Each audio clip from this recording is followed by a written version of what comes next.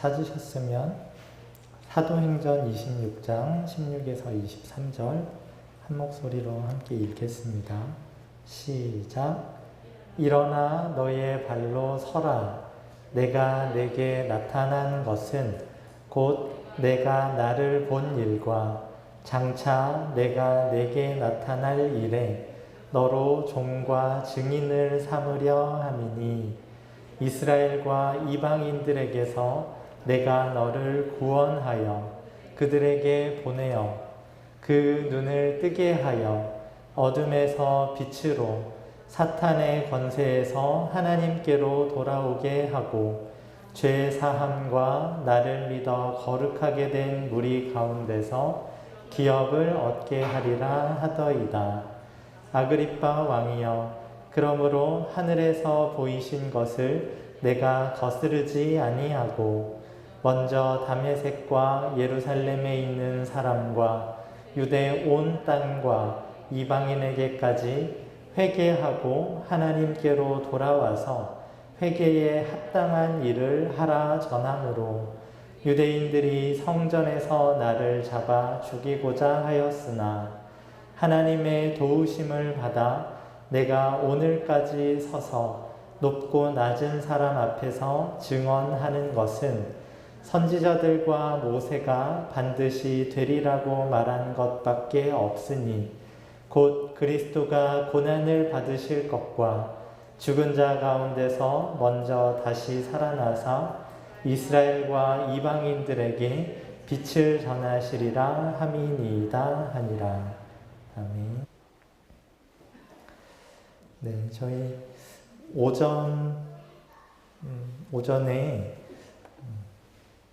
엎드려야 됩니다. 이런 말씀을 드렸습니다. 일으켜 세워짐을 받으려면 일단은 엎드려야 됩니다. 이렇게 말씀을 드렸는데요. 그런데 엎드리려면 아무런 자극이 없는데 엎드려지는 일은 안 일어나요. 이게 뭘 좀 봐야지 그걸 보고 화들짝 놀라서 엎드러지는 건데요. 이 사도 바울도 그러한 빛을 경험을 했습니다. 우리 26장 13에서 14절 한번 같이 읽어볼까요? 시작. 왕이여 정오가 되어 길에서 보니 하늘로부터 해보다 더 밝은 빛이 나와 내 동행들을 둘러 비추는지라 우리가 다 땅에 엎드러지매. 이 빛이 비춰지면 엎드러지는 거거든요. 근데 나는 엎드려져 봐야 되겠다 하고 엎드리려고 해도 이게 빛이 없으면 엎드리는 게 그냥 모양은 엎드리는 건데 속마음은 잘 안 엎드려지는 거라서 그러면 어떻게 합니까? 저는 이 빛을 못 봤는데 저는 어떻게 하면 엎드러집니까? 이런 좀 궁금증이 생기실 것 같아요. 우리가 이렇게 바울이 회심한 사건을 보면 좀 부럽지 않으세요? 와, 바울은 좋겠다. 이 밝은 빛을 보고 엎드려지고 그의 삶이 180도로 이렇게 바뀌는 모습을 보면서 와, 진짜 편하게 믿었네. 이런 부러움을 좀 느끼실 수가 있는데요. 그래서 나도 좀 편하게 좀 믿었으면 좋겠다.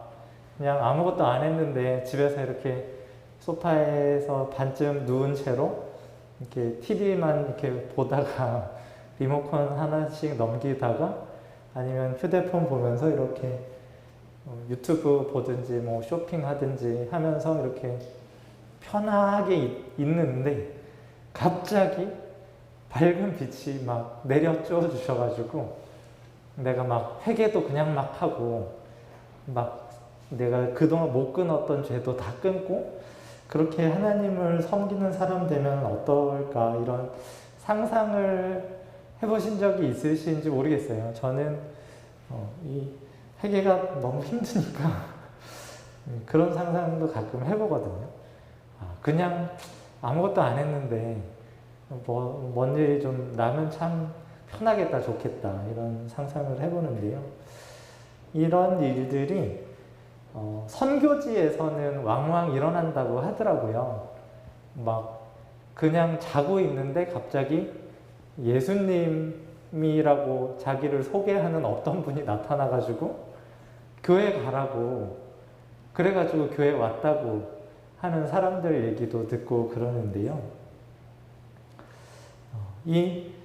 이런 사람들 얘기 듣고 뭐 바울이 예수님 만난 이야기 보고 이러면 나는 왜 이런 일이 안 생기지? 나는 왜 이렇게 회개하는 게 힘들고 교회 가서 예배 드리는 것이 버겁고 그럴까?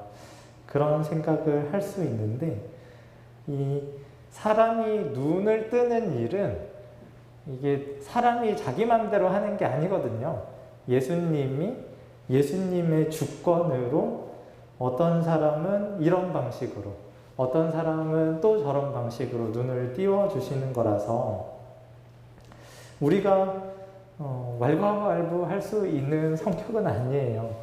하나님, 저는 아무것도 안 하고 놀다가 눈을 좀 뜨고 싶어요 한다고 그래? 그러면 그렇게 하자 하고 해주시는 게 아니거든요. 하나님이 생각하시고 정하신 방식으로 눈을 열어주시는 거죠. 어떤 사람들은 생각지도 못하게 뭐 이런 바울의 사례처럼 뭐 약간 교통사고 나는 것처럼 하나님을 맞닥뜨리고 그렇게 인생이 변화되는 수도 있겠지만 예수님께서 주로 사용하시는 방법은 이런 초자연적인 어떤 현상보다는 사람을 보내시는 거예요. 이 바울에게도 예수님께서 이렇게 말씀하셨는데요. 우리 16절, 17절 한번 같이 읽어볼까요? 시작! 일어나 너의 발로 서라. 내가 내게 나타난 것은 곧 내가 나를 본 일과 장차 내가 내게 나타날 일에 너로 종과 증인을 삼으려 함이니 이스라엘과 이방인들에게서 내가 너를 구원하여 그들에게 보내요. 이런 식으로 바울에게처럼 예수님이 직접 나타나셔서 뭔가를 하시는 경우는 매우 희귀하고 예수님이 주로 즐겨 하시는 방식은 예수님을 만난 종과 증인을 사람들에게 보내는 겁니다. 예수님이 직접 나타나시면 참 편하고 좋을 것 같은데 그렇게 안 하시고 종과 증인을 세우셔서 그 종과 증인을 사람들이 만나게 하시고 종과 증인이 증거한 내용을 가지고 눈을 띄워주는 방식을 주로 사용하세요. 이게 우리가 선택할 수 있는 이게 성격의 것이 아닙니다. 하나님, 저는 그런 방식 싫습니다. 하나님이 좀 직접 저한테 나타나 주셔야겠습니다 한다고 하나님이 정하신 방식을 변경하시는 사례는 거의 못 본 것 같습니다. 하나님, 바울은 이렇게 해주셨잖아요. 저도 해주세요. 저 교회 다니면서 이렇게 고생하면서 하나님 믿기 너무 싫어요. 이렇게 불평을 할 수 있는 게 아니에요. 불평한다고 해도 아마 안 들으실 겁니다. 그런데 우리가 이렇게 바울은 참 편하게 믿었다. 나도 바울처럼 좀 편하게 믿었으면 좋겠다 싶지만 사실 내막을 들여다보면 바울이 그렇게 공짜로 믿은 사람은 아닙니다. 4절, 5절에 바울이 자기 어릴 때부터의 생활에 대해서 소개를 하는데요. 이 내용도 함께 같이 읽어보겠습니다. 시작. 내가 처음부터 내 민족과 더불어 예루살렘에서 젊었을 때 생활한 상황을 유대인이 다 아는 바라. 일찍부터 나를 알았으니 그들이 증언하려 하면 내가 우리 종교의 가장 엄한 팔을 따라 바리새인의 생활을 하였다고 할 것이라. 바울이 하나님과 전혀 상관없이 살았던 사람은 아니었어요. 예수님이 오시기 전까지 유대교에서 가장 엄하다고 평가받는 바리새파에 속한 사람이었고, 어렸을 때 다소에서 예루살렘으로 유학을 왔습니다. 조기 유학을 와서 아마도 혹독한 과정이었을 것 같아요. 그 혹독한 과정을 거쳐오면서 성경을 읽고 외우고 배우고 하면서 성경이 뭐라고 우리에게 약속하고 있는지, 성경이 우리에게 요구하는 것들은 무엇인지, 이런 것들을 아마 쭉 다 배웠을 거예요. 그리고 이 구약의 말씀에서 요구하는 바를 자기 나름 한번 지켜보려고 무진장 애를 썼을 겁니다. 다른 교회들에 보낸 편지들을 보면 그런 바울의 옛날의 열심들, 노력들을 언뜻 알아볼 수가 있는데요. 이게 자동으로 넘어가네요. 우리가 생각하기에는 그냥 다메섹 가다가 예수님 만났겠지, 진짜 편하다, 이런 생각을 할 수는 있는데, 바울의 진짜 삶의 깊숙한 것을 들여다보면 그의 평생이 하나님 앞에서 훈련받고 준비되는 과정이었어요. 그 평생의 훈련의 결과가 어떠한 것인지 바울이 소개하는 내용을 함께 들어봅시다. 6절, 7절 함께 읽어보겠습니다. 시작. 이제도 여기 서서 신문 받는 것은 하나님이 우리 조상에게 약속하신 것을 바라는 까닭이니 이 약속은 우리 12지파가 밤낮으로 간절히 하나님을 받들어 섬김으로 얻기를 바라는 바인데, 약속이 있다.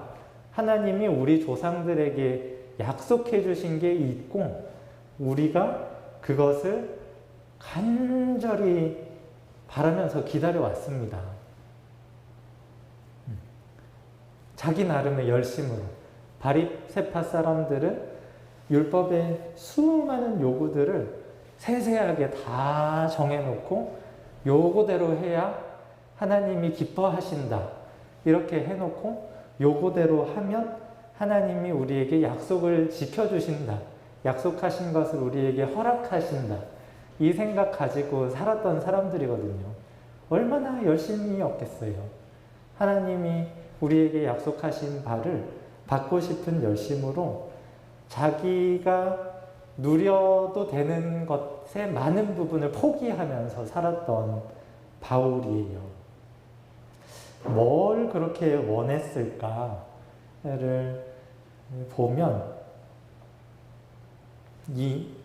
이건데요. 우리 시편 5절에서 8절, 아까 오전에 한번 읽었던 말씀인데 우리 한번 다시 더 읽어보겠습니다.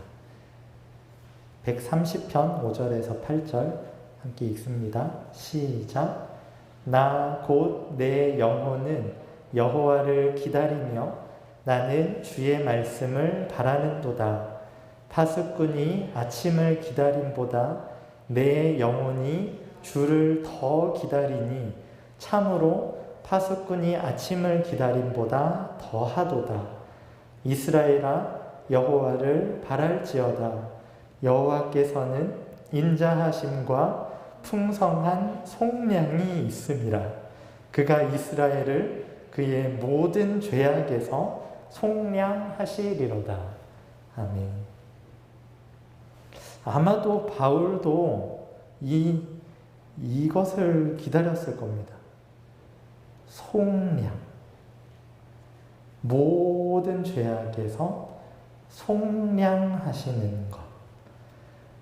바리새파 사람들이라고 해서 나는 다 지켰습니다. 저는 죄 없습니다. 할 사람이 있었을지 모르겠어요.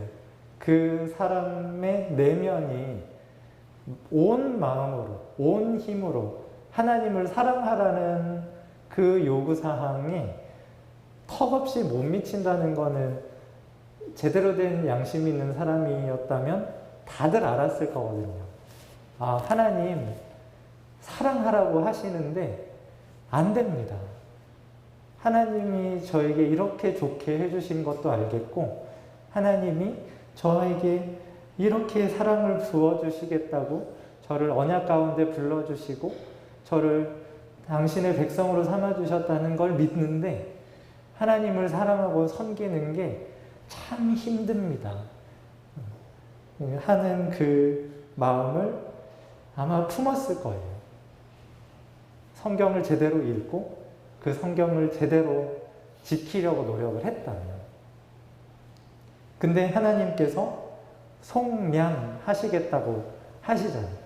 죄에 팔려서 죄의 종노릇하는, 하나님을 도무지 사랑할 수 없고 나 자신밖에 사랑할 줄 모르는 그 상태에서 하나님이 건져주겠다는 약속을 성경에서 이미 해주셨고, 그 약속이 이루어지기를 바라면서 평생을 살아왔으니,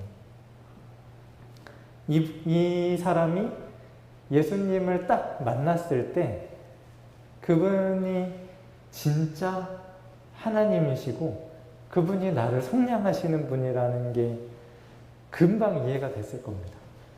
이 죄악의 결과가 잘 아시다시피 사망이거든요.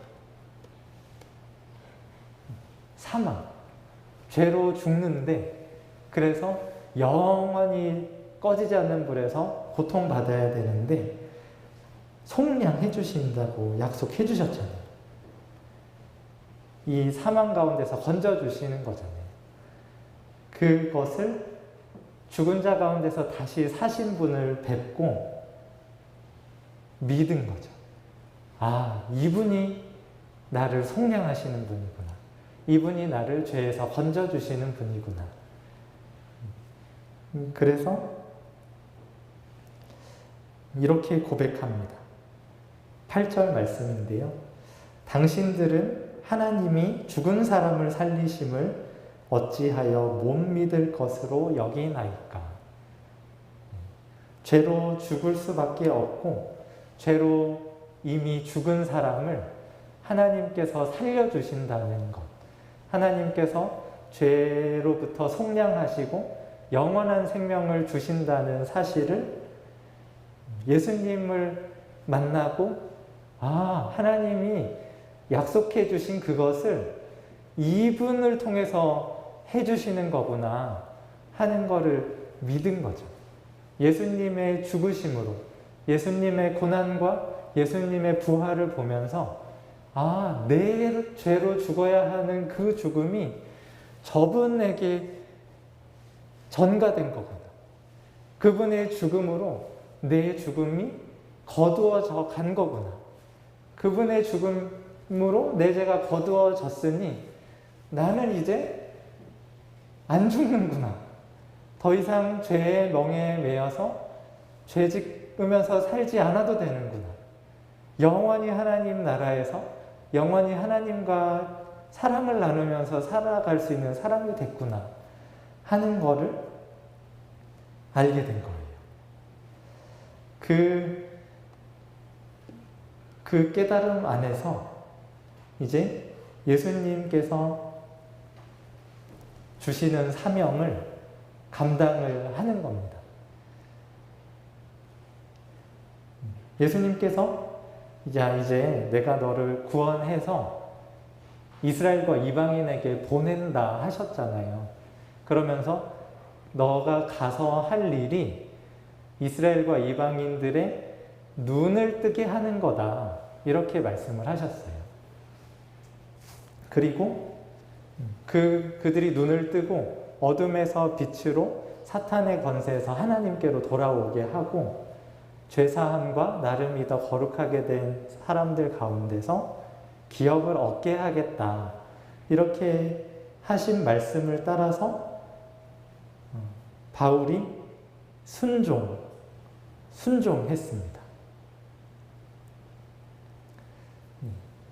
일단 우리가 앞에서 얘기했던 내용들을 좀 마무리 지으면 바울이 공짜로 아무것도 안 했는데 예수님을 만난 것은 아니다.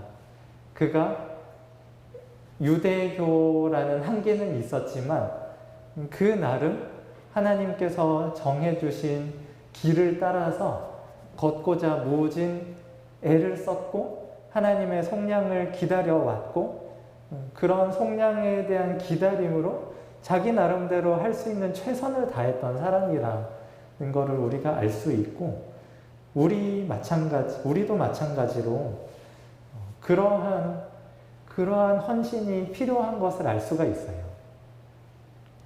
언제, 어떤 방식으로 우리의 눈을 주님이 띄워주실지는 우리가 모르죠. 그렇지만 우리가 알고 행할 수 있는 것은 주님이 오늘 우리에게 배정해 주신 그 자리, 그리고 오늘 우리에게 해주시는 그 말씀에 순종하기를 요구하시고 그 순종의 걸음걸음을 따라서 하나님이 원하시는 가장 좋은 때에 그 눈을 열어주시고 그 영광을 보게 해주신다는 거죠. 바울이 이제 예루살렘 유학 와가지고 이거 힘드네.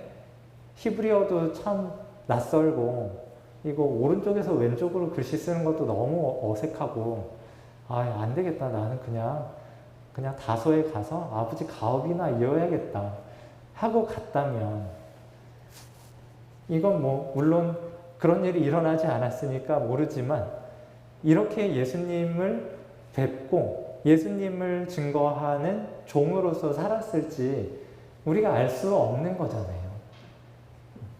가말리엘이라는 거의 그 당시 하버드 교수님 같은 분 밑에서 성경을 배우고 또 배우고 하나님의 율법을 지키려고 해왔던 그 과정들 속에서 하나님이 임해 주시고 그 눈을 주권적으로 열어주신 거니까 우리도 하나님께서 우리에게 처해 주시는 그 현실에서 하나님께서 요구하시는 그 순종을 충실히 해나갈 필요가 있습니다. 우리의 처한 현실은 여기 이 자리잖아요. 하나님이 여기로 우리를 불러 모으시고 이 주님이 계신 교회를 통해서 하나님의 말씀을 가르쳐 주시고 어떻게 순종해야 되는지 무엇을 행해야 하는지를 가능하면 알아들을 수 있게 말씀해 주시고 말씀해 주고 계시니 우리가 해야 되는 바른 반응은 순종하는 겁니다. 저는 교회 말고요. 저는 다른 걸로 해주세요. 그러면서 교회를 떠나시는 분도 꽤 있는 걸로 알고 있는데 그 과정도 하나님이 사용하셔서 또 역사하시겠지만 하나님께서 오늘 우리에게 정해주신 자리는 이 자리입니다.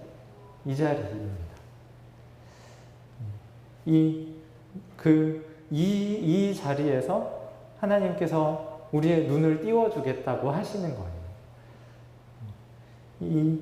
이 눈을 뜨게 하겠다고 예수님께서 바울에게 말하자 바울이 한 것은 만나는 사람들에게 회개를 전하는 거였습니다. 이게 막 눈 이렇게 뭐 손 얹어가지고 열려라 뭐 이렇게 해가지고 눈을 띄우신 게 아니고 회개를 시키셨어요. 우리도 그 길이 하나님께서 우리에게 보여주시는 길이라 믿고 무진장 회개를 하려고 애를 쓰고 있지 않습니까? 아침에 보신 도표인데요. 이 죄가 어떠한 상태인지를 우리가 확실히 인식해야 됩니다. 우리가 지금 하나님께 어떻게 하고 있는가. 그 현 상태를 알아야 거기에서 이제 돌이킴이 있는 거거든요. 하나님께서 이스라엘을 통치하셨어요. 그런데 하나님의 통치 방식은 다른 어떤 통치자랑은 달랐습니다. 죄 가득한, 욕심 가득한 통치자들은 보통 학대하고 착취하잖아요. 근데 하나님은 그렇게 하지 않으셨어요. 하나님이 통치하시는 방식은 주시는 거였습니다. 모든 것을 다 주셨어요. 이스라엘이라는 나라가 사실 그냥 가만히 놔두면 생겨날 리가 없는 나라인데 하나님께서 역사마다 개입하셔서 그 모래알 같은 몇 안 되는 사람들을 한 나라로 만들어 놓으시고 그 나라를 하나님께서 길러 가셨어요. 필요한 모든 것을 다 주셨습니다. 그런데 그 주심의 최고 절정은 하나님이 자기 자신까지 주셨습니다. 예수님이 이 땅에 오셔서 십자가에 못 박혀 죽으심으로 예수님 자신을 우리에게 주셨어요. 우리를 통치하시는 방식이 무진장 주시는, 우리가 감히 다른 어디에서도 경험해 보지 못한 통치 방식으로 우리를 통치하시는데 우리가 그럼에도 패역하고 반역하고 배반하는 선택들을 했습니다. 그러고서는 내가 하나님 자리에 가겠습니다 라고 하고 나보다 약한 사람 밑에 하나 놓고 이제 내가 통치하는 거죠. 통치자가 되겠다고 생각했을 때 내가 많이 베풀어야겠다. 내가 있는 거 다 줘야겠다 하면서 통치하는 통치자 보신 분 있으세요? 학대하고 착취하는 통치 방식이죠. 나보다 약하니까. 내 말대로 안 하면 혼낼 거니까. 학대하고 말 안 들으면 때리고 겁주고 해가지고 많이 빨아먹었습니다. 이 상태, 이 굳은 마음으로 뻔뻔한 얼굴로 하나님의 자리에서 내가 하나님 노릇하려고 하는 이 상태에 있는 사람들에게 하나님이 바울을 보내신 거예요.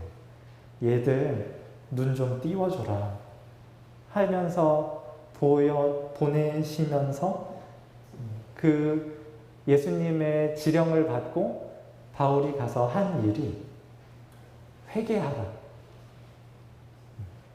일단은 이 구도 자체를 설명을 했겠죠. 하나님의 자리를 너네가 차지하려고 한 거야. 너희가 하나님을 몰아내고 너희가 하나님 노릇하려고 한 거야. 너희가 하나님이 사랑하시는 하나님의 형상으로 만드신 사람들을 무수히 학대하고 착취하면서 너희의 만족을 위해서 살았어. 이것을 알려주면서 돌아오라. 하나님께로 돌아오라고 부릅니다.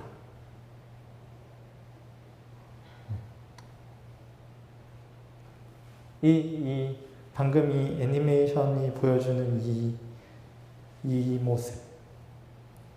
하나님의 자리에 있는 인간이 다시 하나님의 백성의 자리로 내려오는 것.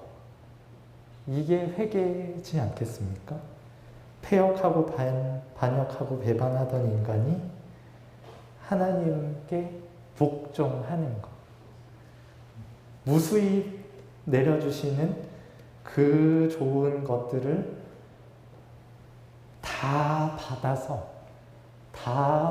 누림으로 그것들로 얻은 기쁨, 그것으로 얻은 열매들을 다시 하나님께 찬송으로 올려드리는 삶. 이 삶으로 부르는 거죠. 회개하세요. 이 삶이 그야말로 빛인 삶이고 하나님께로 돌아오는 삶이고 이게 그야말로 기업인 삶이죠. 이 회개를 바울이 전했습니다. 지금 이 상태는 어둠이고 이 상태는 사탄의 권세다. 여기에서 돌아오세요. 하나님께로 돌아오세요. 여러분이 돌아오실 수 있도록 하나님께서 그리스도를 통하여 길을 여셨습니다. 그리스도가 고난받으시고 죽은 자 가운데서 다시 사심으로 우리가 다시 하나님의 그 은혜로운 통치 아래에 들어갈 수 있게 해주셨으니 하나님께로 돌아오십시오라고 바울이 애타게 불렀어요. 그리고 돌아와서 회개에 합당한 일을 해라 하고 전했습니다. 이 눈을 뜬다는 것이 이런 겁니다. 이 하나님의 자리에서 하나님 노릇하면서 살아가고 있는 이 상태가 어둠이고 이 상태가 사탄의 권세 아래에 있는 상태구나. 내가 지금 이 자리에 처해 있구나 하는 것을 보고 와, 나 반역자였네. 내가 하나님이었으면 내 아버지부터 내 자식 손자까지 하나님이 다 죽였어야 마땅한 반역자였구나. 큰일 날 뻔했구나 하는 거를 절감하고 다시 내려오는 거죠. 하나님, 주님이 통치자이십니다. 주님이 왕이시고 주님이 저희를 다스려 마땅하신 우리의 구주이십니다. 고백하며 내려와서 주님께 순종하는 것. 하나님이 쏟아부어 주시는 그 좋은 것들로 하나님이 기뻐하시는 일에 찬송으로, 감사로 보답하여 드리는 것. 이것이 바울이 우리에게 가르쳐주는 눈을 뜨게 하는 길이었습니다. 성도님들 이제 또 한 주간을 살아가실 텐데 지금 내 마음이 어떤가, 내 얼굴은 어떻고 내 행동은 어떤가 하는 것들을 찬찬히 한번 돌아보세요. 지금 내 통치자의 자리에 누가 앉아 있는가? 나는 누구를 복종시키기를 원하고 그를 복종시키기 위해서 내가 선택하고 있는 방식은 무언가? 이것들을 찬찬히 돌아보시면서 와, 내가 어둠이구나. 내가 사탄의 권세에 있는 거구나. 내가 사탄이랑 똑같이 하나님이 싫어하시는 것만 골라서 하는 사람이구나 하는 것을 깨닫는 것, 그것이 곧 눈을 뜨는 것이고 그 두려움 가운데, 이 반역자로서 두려워 떠는 그 가운데서 뵙게 되는 예수님의 그 영광.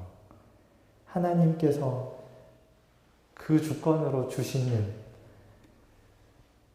모든 것 다 주시지만 하나님 자신까지 주시는 이 말도 안 되는, 도저히 이해도 안 되고 잘 받아들여지지도 않는 그 영광을 보며 하나님을 찬양하고 하나님을 사랑하고 하나님을 닮아갈 수 있는 그런 복을 우리가 다 누릴 수 있었으면 좋겠습니다. 제가 잠깐 기도하겠습니다. 사랑의 하나님, 감사합니다.